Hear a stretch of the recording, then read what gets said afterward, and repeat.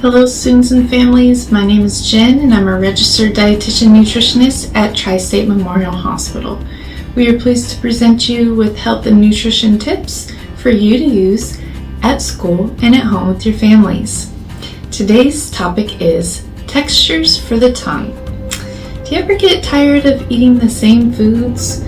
Well, we know that different colors of foods are good for us and fun, but also eating a variety of food textures can also be satisfying and fun. Let's talk about different textures of food. First is smooth. Now when I think of smooth, I think of pudding. You can take little bites with a spoon, you just kind of swish it around your mouth and you swallow little bits at a time. You really don't have to chew. Can you think of a lumpy food?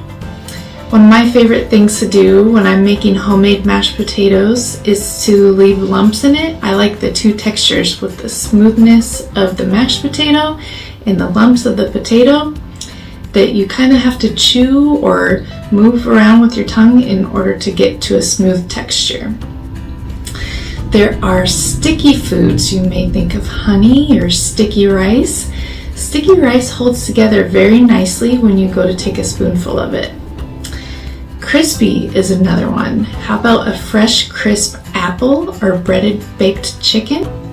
Crumbly foods would be like a biscuit, where when you go to take a bite, it might crumble apart, or if you go to cut it, it crumbles apart.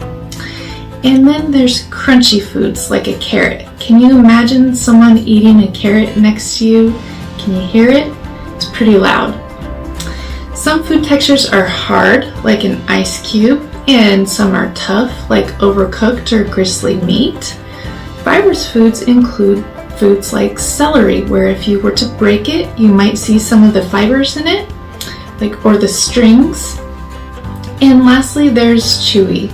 Cheese sticks, breads, and soft, chewy granola bars are all examples of chewy foods. Think about the foods you eat and the food textures that you're having regularly.